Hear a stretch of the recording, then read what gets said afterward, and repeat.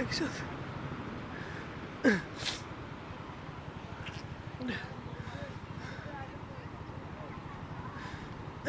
ঢেউ আসছে, ঢেউ দেখা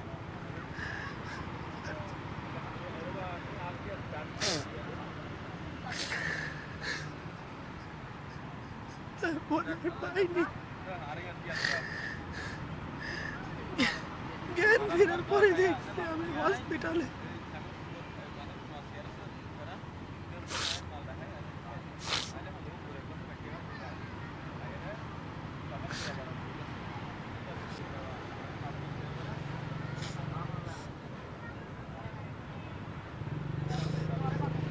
এখন করণীয় হচ্ছে যেহেতু ঘটনাটা তো ঘটে গেছে, এখন এটা তো চলন্ত পানি, স্থির পানি হলো তাইলে বলতাম যে একই জায়গায় থাকার একটা সম্ভাবনা আছে।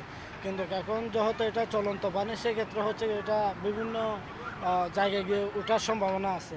তো আমরা গতকাল বিকাল থেকে হচ্ছে গিয়ে খোঁজাখুঁজি করতেছিলাম, রাত 2টা পর্যন্ত ছিলাম। এর পরবর্তী হচ্ছে গিয়ে আমাদের পুনরায় যেহেতু ডিউটিতে জয়েন করতে হবে, আমরা অন্য একটা টিমকে দিয়ে হচ্ছে গিয়ে আমরা চলে যাই। তা এখন পর্যন্ত সকাল থেকে গত কাল রাত থেকে হচ্ছে গিয়ে এখনও আমাদের লাইব্রেরি টিমের একটা খোঁজাখুঁজি চলতেছে।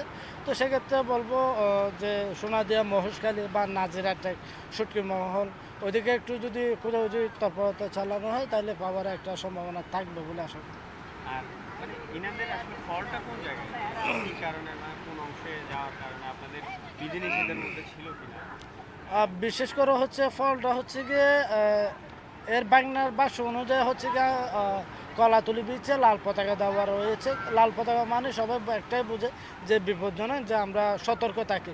এখন তারা হচ্ছে লাল পতাকা দেখার পরে হচ্ছে কি তারা আউটসাইডে চলে গেছে।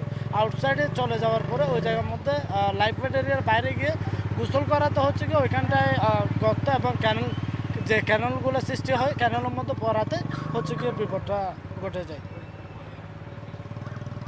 ওনার সাথে কথা হয়েছে, উনি আমাদের সর্বোচ্চ লেভেলের সাহায্য করতেছে এবং কি আমাদের এখানে কোস্ট গার্ড এবং ডুবুরি ওনারা আমাদের সবসময় আমাদের সাপোর্ট দিচ্ছে, সবসময় আমাদের।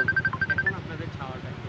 ওনার এখন কালকে এসপি স্যার বলছে যার সম্ভব নৌকা ওনাকে জীবিত, কারণ আমরা ডেড বডিটা পেলে ওনাকে নিয়ে যাবো। আমাদের লোকজন আসতেছে, আমরা হয়তো ওনাকে যদি অন্তত ডেড বডিটা পাই এটা নিয়ে অন্তত, কারণ যে একটা হয়েছে আসলে এটা মেনে নেওয়ার না, কারণ সুস্থ একটা মানুষ নিয়ে আসলাম, খালি একটু মানে আল্লাহ হয়তো বা রাখছে